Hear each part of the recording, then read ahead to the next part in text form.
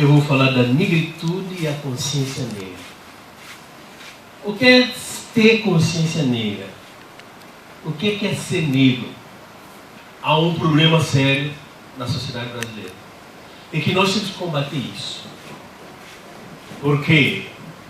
Porque durante séculos e séculos colocou-se na cabeça de muita gente que ser negro é pejorativo. Eu tenho muito orgulho dessa pele que eu tenho, ser negro.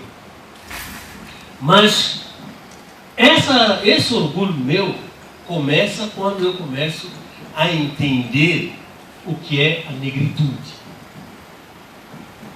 A negritude começa no período em que, somente entre séculos XVII e XVIII, quando alguns grupos de negros africanos e negros americanos começaram a entender e raciocinar sobre essa situação de pejoramento do que é ser negro.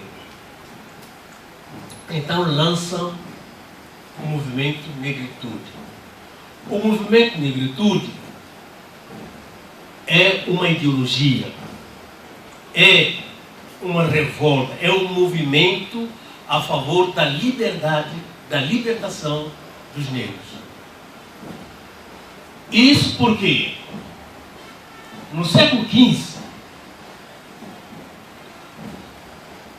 Portugal chega à África,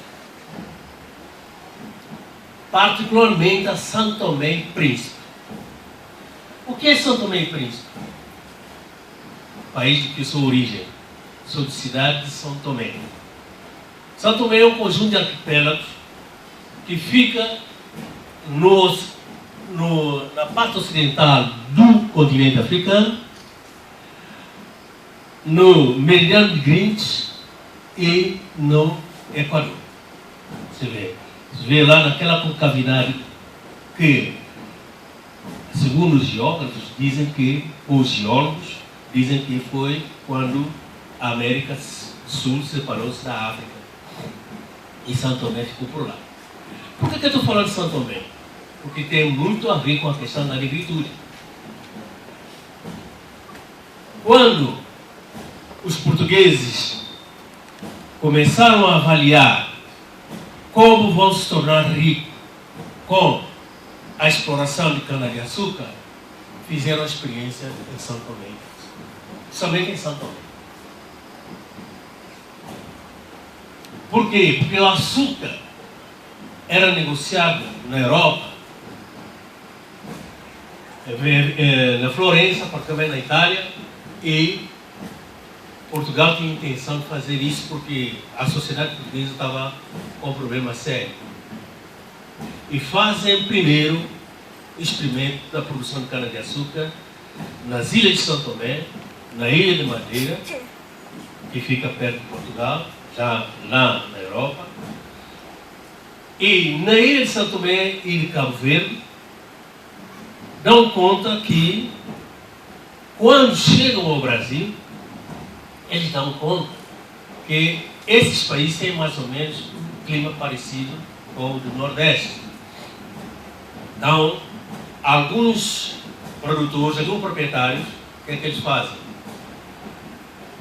Como em São Tomé começou a haver problemas sérios de levante dos escravos, aqui todo mundo sabe que São Tomé, no início, era literalmente falar depositário dos escravos. Os escravos eram presos no continente e literalmente depositados na ilha de São Tomé, de onde vinham os navios negreiros de Portugal, pegavam os negros e traziam para as Américas. Bom, desse grupo de negros que estavam depositados em São Tomé, muitos de origem islâmica e conhecedor da religião e com muita boa formação, e vieram para o Brasil. Alguns foram parar na Bahia. Não sei se vocês já ouviram falar da revolta dos Malés. Foram eles quem incentivaram essa revolta dos Malés. Na verdade, a origem dos Malés, eles são, na verdade, os Ansãs, Alsás. São várias tribos que povoavam a África. É muito ruim a história, a historiografia mundial, quando fala da África. Inclusive, assisti uma palestra na semana passada de uma senhora, ela falou da África como se fosse uma coisa só. Nós temos várias Áfricas. Você tem a África Magreb, lá no norte, África Central, África Ocidental que eu faço, meu país faz parte, África Austral lá no sul e África Oriental. Essas Áfricas que vocês viram falar dizer, deu uma contribuição ao mundo muito grande. Há muita gente que fala da mitologia grega. De onde veio a mitologia grega? Veio influenciada pela mitologia africana. E por aí vai. E quando aqueles proprietários, produtores de cana-açúcar, começaram a ter problemas sociais, porque houve revolta dos escravos, liderado pelo um dos escravos chamado Nhongato, depois, com a morte de Nhongato, retomam o Amador, eles conquistam 2/3 da ilha de São Tomé. E Portugal, com a ajuda dos outros países europeus, retoma a questão e conquista de novo a ilha. Mas do século XVI até século XVIII, a ilha não tinha nada de produção econômica, a não ser a questão de negociação dos escravos. Tanto só a partir do século XVIII é que começou-se a produzir. A economia de São Tomé passou a ser café e cacau, que até hoje é a principal economia do país, sem contar com o turismo. Eu vou dizer para vocês que São Tomé, como príncipe, na verdade são 7 ilhas que você tem, e que São Tomé é a maior e Príncipe é a seguir. Imaginem vocês um Fernando de Noronha um pouco maior. É São Tomé. Com as águas claras. Eu, particularmente, quando era criança, o que é que eu fazia? Mergulhava para pegar peixe, para pegar lula, para pegar camarão. E eu não tinha esse problema. Aí eu fiquei desatualizado hoje, porque já moro no Brasil há 30 anos, e aí não sei mais pescar lula. Bom, mas por que eu estou contando essa história a vocês? Porque a partir daí começam a nascer movimentos do negro contra a escravidão. E como é que esse movimento surge? Com a ida de alguns filhos de vários países, principalmente de língua portuguesa, como Angola, liderado por Agostinho Neto, como São Tomé e Príncipe, liderado por 2 pessoas. Uma delas é uma poetisa chamada Alda Graça, e outro que hoje ainda é presidente da República. Ele se candidatou, ganhou a eleição, hoje ele é presidente da República ainda.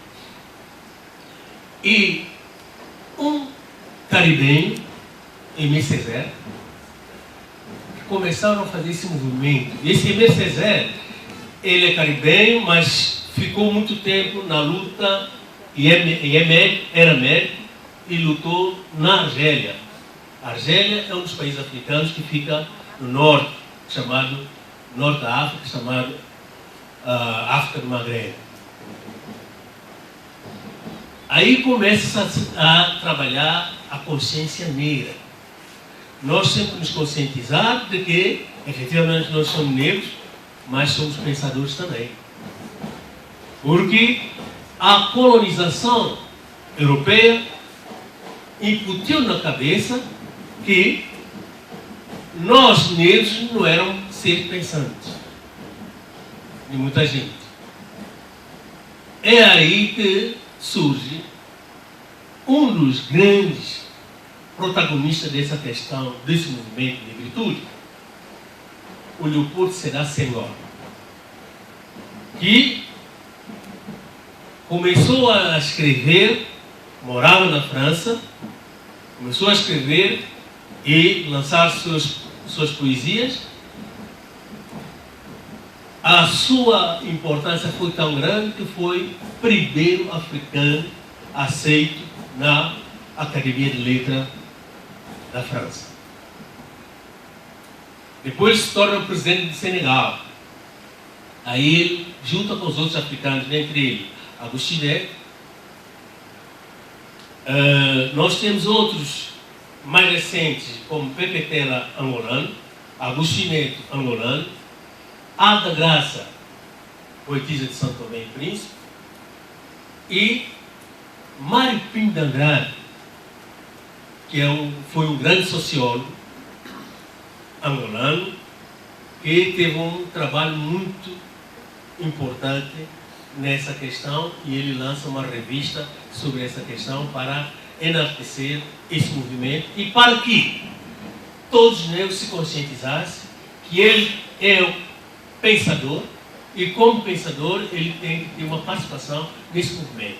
E esse movimento não se torna só um movimento político, ideológico, como se torna também um movimento cultural e um movimento para a libertação dos negros.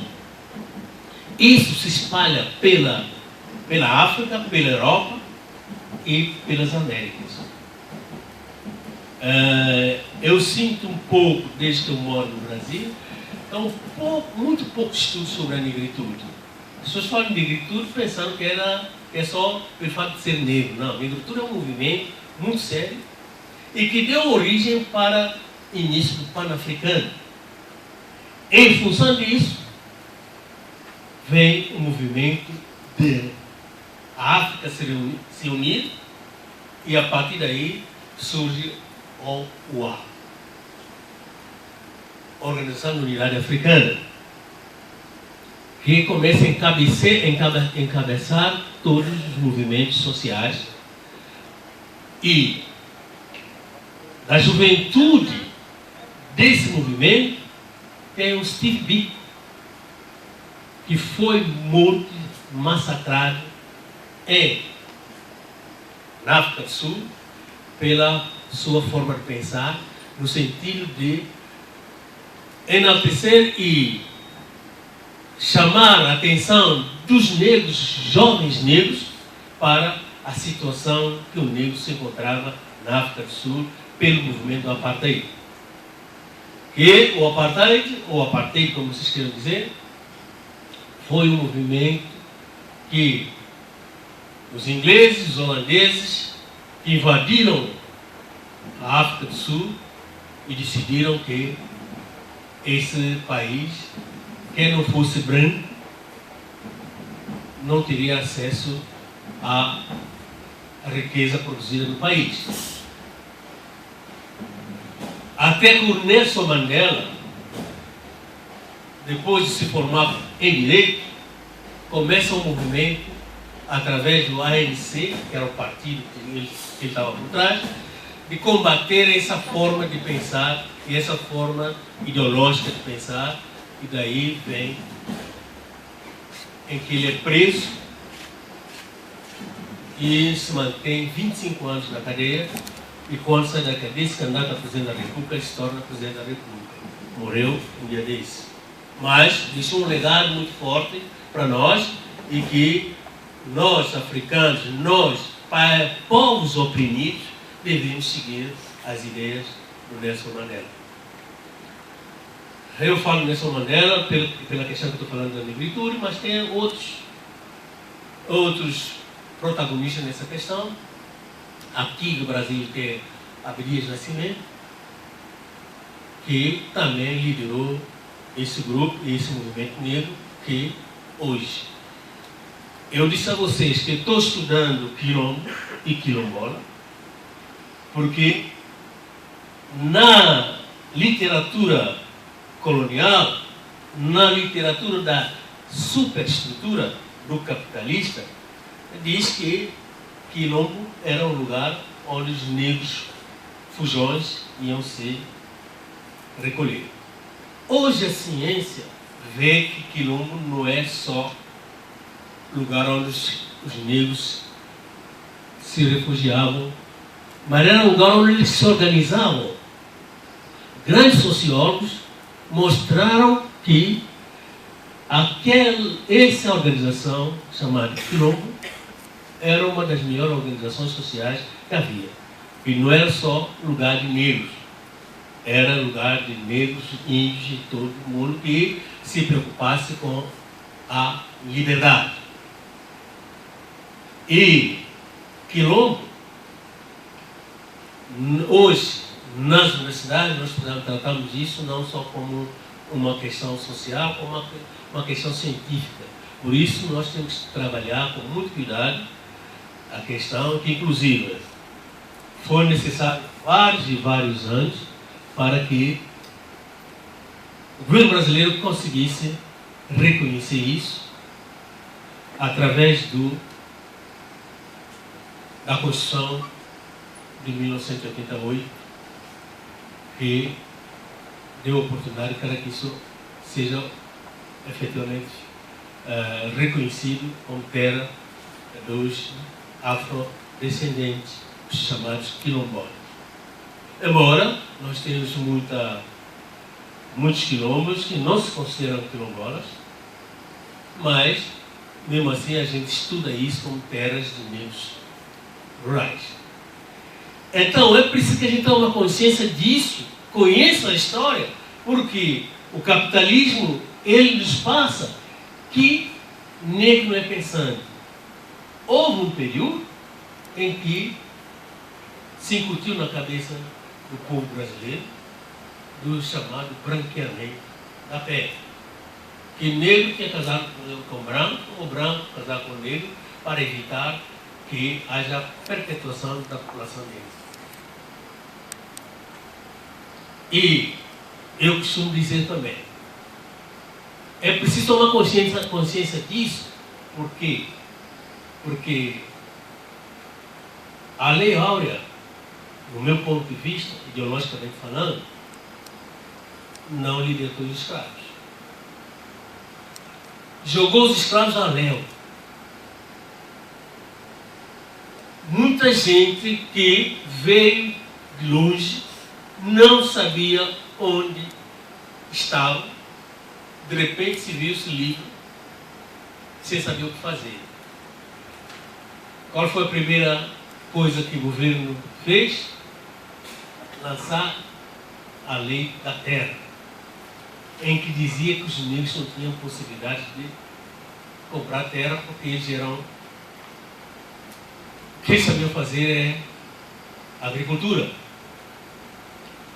Porque a grande maior parte dos escravos que vieram já tinha domínio do ferro e da agricultura organizada. E conheciam o Islã profundamente. Daí que vocês ouviram falar da revolta dos malés. Mas os malés, na verdade, são descendentes de uma tribo chamada Alçás e de uma tribo chamada Mandingas. Que, se você olhar a África, essa população compõe, por exemplo, hoje a Nigéria, a Gana, a Costa do Marfim e um pouco lá mais para dentro, a África Central, chamado Centro-África. Tanto é que eu, de vez em quando, quando fico assistindo jogo de futebol na televisão, o Galvão Bueno diz muita besteira. Uma das besteiras que eu prestei atenção era que ele dizia o seguinte, que era a Nigéria, a Gana estava jogando com o Brasil e que eram sub-20. Ele dizia que aqueles meninos tinham mais de 20 anos, tinham mais de 20 anos.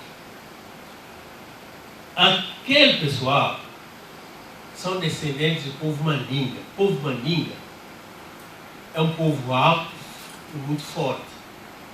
E até hoje essa característica mantém nos nigerianos, os ganenses e os costa-marfinenses são povos de estatura forte, ombros fortes e lábios grossos. Eu não tenho característica desse povo. E ela, no poema, colocou.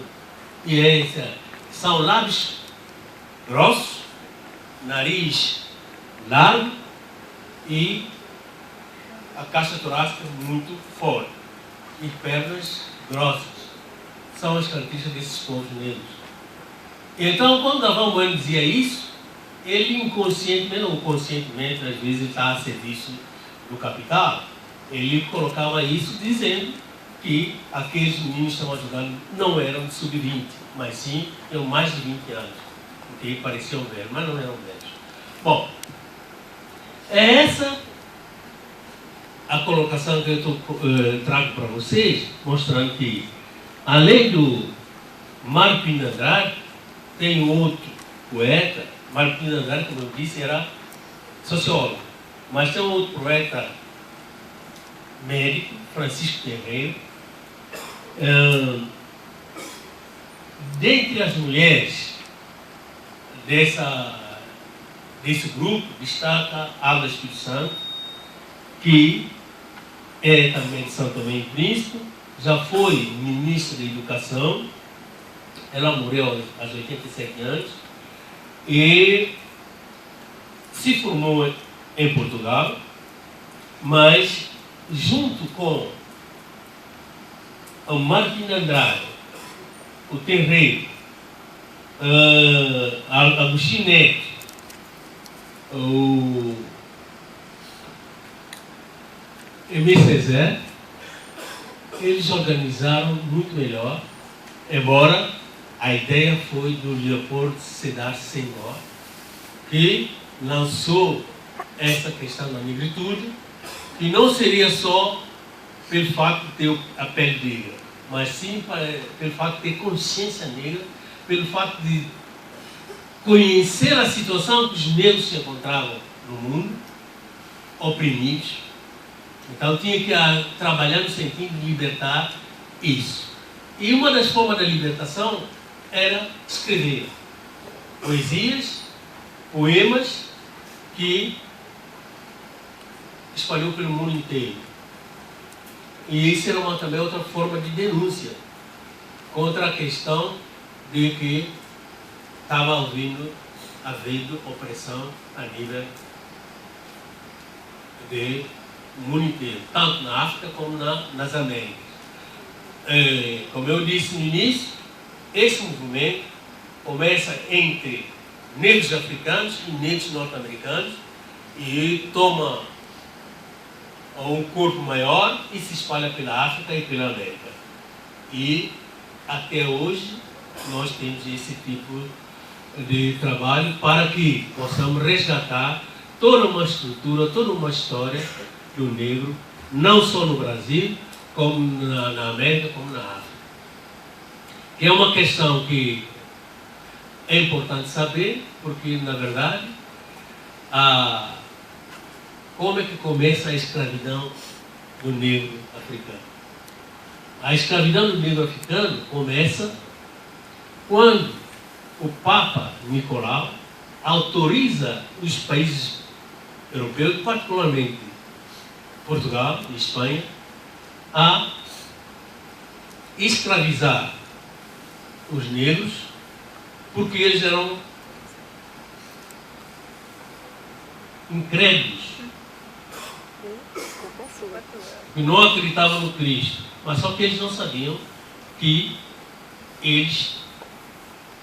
os negros tinham a sua religião própria, a religião de matriz africana, que hoje, em função de o que está ocorrendo, não só a nível político, como a nível religioso, a intolerância, há lugar para todo mundo.